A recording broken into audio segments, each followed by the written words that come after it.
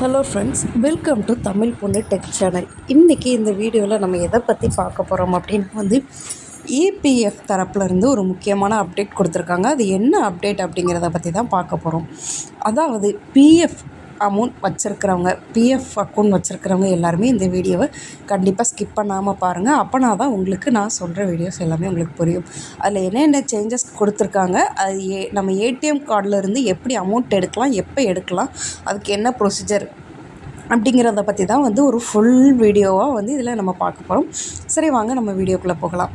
அதாவது பிஎஃப், அதாவது இபிஎஃப்ஓ 3.0 அப்படின்னு சொல்லிட்டு ஒரு பிளானை லான்ச் பண்ணுறதா சொல்லியிருக்காங்க கம்மிங் இயரில். அந்த பிளானில் என்ன சேஞ்சஸ் கொடுத்துருக்காங்க அப்படிங்கிறத பார்க்கலாம். ஃபஸ்ட்டு அந்த பிளானில் ஒரு 4 மேஜர் சேஞ்சஸ் கொடுத்துருக்காங்க. அது என்ன மேஜர் சேஞ்சஸில் ஃபஸ்ட்டு ஒன் என்ன அப்படின்னா 12% of employee contribution to EPF cap to be removed அப்படின்னு சொல்லியிருக்காங்க. அப்படின்னா இப்போ ஒரு கம்பெனியில் நம்ம பிஎஃப் அமௌண்ட் பிடிக்காங்க அப்படின்னா 12% நம்மளுடைய பேசிக் சேலரியிலிருந்தும் 12% கம்பெனியும் நமக்கு ப்ரொவைட் பண்ணும். ஓகேயா? இந்த 12% நம்ம பே பண்ணுற 12% இருக்குது தெரியுமா, அதை ரிமூவ் பண்ணலாம் அப்படின்னு சொல்லியிருக்காங்க. ரிமூவ் பண்ணலாம் அப்படின்னா நீங்கள் அது வேண்டான்னு சொல்லலாமா அப்படின்னு கேட்டால் அது கிடையவே கிடையாது. 12%ல் நம்ம கம்மியாகவும் அதை பிடிக்க சொல்ல முடியாது. இப்போ இல்லை, எனக்கு பிஎஃப் அமௌண்ட் போடுறது எனக்கு ஒரு சேவிங்ஸ் மாதிரி தான் நான் நினைக்கிறேன் அப்படிங்கிறவங்க என்ன பண்ணலாம் அப்படின்னா அந்த 12% கான்ட்ரிபியூஷன் அமௌண்ட் இருக்குது தெரியுமா, எம்ப்ளாயி கான்ட்ரிபியூஷனை நான் ஒரு 15%ஆவோ இல்லை 20%ஆவோ நான் இன்க்ரீஸ் பண்ணி வச்சுக்கலாம். ஸோ இப்படி நான் இன்க்ரீஸ் பண்ணிட்டேன். அதனால் எம்ப்ளாயர் கான்ட்ரிபியூஷன் அமௌண்ட், அதாவது நம்ம கம்பெனி பே பண்ணுற கான்ட்ரிபியூஷன் அமௌண்ட்டை கூடுமா அப்படின்னு கேட்டிங்க அப்படின்னா அது கூடாது.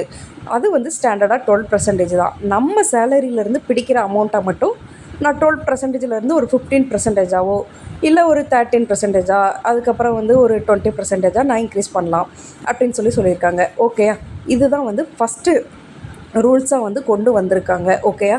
இப்போ எம்ப்ளாயி கான்ட்ரிபியூஷன் அமௌண்ட்டை நீங்கள் இன்க்ரீஸ் பண்ணலாம் அப்படின்னு சொல்லியிருக்காங்க. இதுதான் ஃபஸ்ட்டு பாயிண்ட்டாக சொல்லியிருக்காங்க. சரி, ஓகே. நான் இப்போ எம்ப்ளாயி கான்ட்ரிபியூஷன் 12% போடுறேன். அது அப்படியே எனக்கு பிஎஃப் அமௌண்ட்டுக்கு போயிடுது. இப்போ உங்களுடைய கம்பெனிலேருந்து கொடுக்குற 12% கான்ட்ரிபியூஷன், அதாவது எம்ப்ளாயி கான்ட்ரிபியூஷனில் எப்படி அப்படின்னா 8.3 சம்திங் மட்டும் உங்களுக்கு உங்களுடைய பிஎஃப் அமௌண்ட்டுக்கும் பேலன்ஸ் உங்களுடைய பென்ஷன் அமௌண்ட்டுக்கும் போகும். ஸோ அதனால் நீங்கள் 12% உங்களுக்கு பிஎஃப்பில் வரும்னு நினைக்காதீங்க.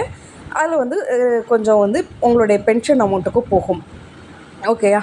அதுக்கப்புறம் PF amount to be directly withdraw using a card from ATM அப்படின்னு சொல்லியிருக்காங்க. ஸோ இது என்ன அப்படின்னா பிஎஃப் அமௌண்ட்டு, அதாவது உங்களுடைய பிஎஃப் அமௌண்ட்டை டைரெக்டாக ஏடிஎம்மில் நீங்கள் வித்ட்ரா பண்ணிக்கலாம் அப்படின்ட்டு இருக்காங்க. அதுக்கு நாங்கள் ஒரு கார்டு கொடுப்போம். அதாவது நம்ம ஏடிஎம் கார்டு மாதிரி உங்களுக்கு ஒரு டெபிட் கார்டு கொடுக்கப்படும் அப்படின்னு சொல்லியிருக்காங்க. ஓகே, சரி. எனக்கு கார்டு வந்துருச்சு, நான் டைரெக்டாக நம்ம போயிட்டு பேங்க் அக்கௌண்ட்லேருந்து அமௌண்ட் எடுக்கிற மாதிரி டைரெக்டாக ஸ்வைப் பண்ணி எடுக்க முடியாது. அதுக்கும் ஒரு சில ரூல்ஸ் அண்ட் ப்ரொசீஜர் கொடுத்துருக்காங்க. அது என்ன அப்படின்னா இப்போ நீங்கள் கரண்ட் ப்ராசஸ் என்ன அப்படின்னா ஒரு பிஎஃப் அமௌண்ட்லேருந்து நீங்கள் எடுக்கணும். பிஎஃப் அட்வான்ஸ் வித்ட்ரா பண்ணுவீங்க அப்படின்னா நீங்கள் ஃபஸ்ட்டு அந்த பிஎஃப் போர்ட்டலில் போயிட்டு அட்வான்ஸ் பிஎஃப் கொடுத்து இல்லை என்ன ஒரு ஆப்ஷன்ஸ் கொடுத்து நீங்கள் அந்த பிஎஃப் அமௌண்ட்டை வித்ட்ரா பண்ணுவீங்க. அப்போ நீங்கள் ஃபஸ்ட்டு அப்ளிகேஷன் ஃபார்ம் சப்மிட் பண்ணிடுவீங்க. ஓகேயா?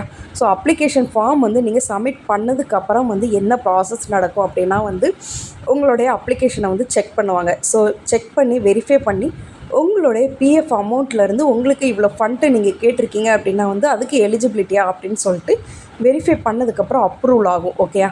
உங்களுடைய பிஎஃப் அமௌண்ட்டை நீங்கள் வித்ட்ரா பண்ணிக்கலாம் அப்படின்னு சொல்லிட்டு அப்ரூவ்டு பண்ணதுக்கப்புறம் ஒரு 3 to 4 டேஸோ இல்லை 5 டேஸோ நீங்கள் அதுக்கு வெயிட் பண்ணுற மாதிரி இருக்கும். அதை வெயிட் பண்ணதுக்கப்புறம் உங்களுக்கு அவங்க அமௌண்ட்டு நெஃப்ட் பண்ணி உங்களுடைய பேங்க் அக்கௌண்ட்டுக்கு அந்த அமௌண்ட்டு ட்ரான்ஸ்ஃபர் ஆகும். ஓகேயா? இதுதான் ப்ராசஸ்.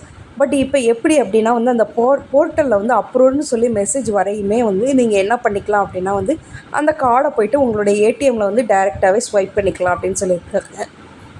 இதனால் அவங்க ஃபண்ட் ரிலீஸ் பண்ணுற அந்த டேட் உங்களுக்கு சேவ் ஆகும். ஒரு 3 to 5 டேஸ் சேவ் ஆகும் அப்படின்னு சொல்லியிருக்காங்க. அதுக்கப்புறம் வந்து employee can be directly contribution to EPS 95 அப்படின்னு சொல்லியிருக்காங்க. அதான் இபிஎஃப் 95, அதாவது வந்து உங்களுடைய பென்ஷன்ஸில் வந்து நீங்கள் வந்து இப்போ நான் வந்து ஒரு 20% வந்து எம்ப்ளாயி கான்ட்ரிபியூஷன் போடுறேன் அப்படின்னா வந்து அந்த 20%ல் வந்து 12% எம்ப்ளாயி கான்ட்ரிபியூஷனு, மிச்சம் இருக்கிற 80% வந்து 8% வந்து நீங்கள் வந்து உங்களுடைய பென்ஷனுக்கும் வந்து நீங்கள் வந்து இன்வெஸ்ட் பண்ணலாம் அப்படின்னு சொல்லியிருக்காங்க.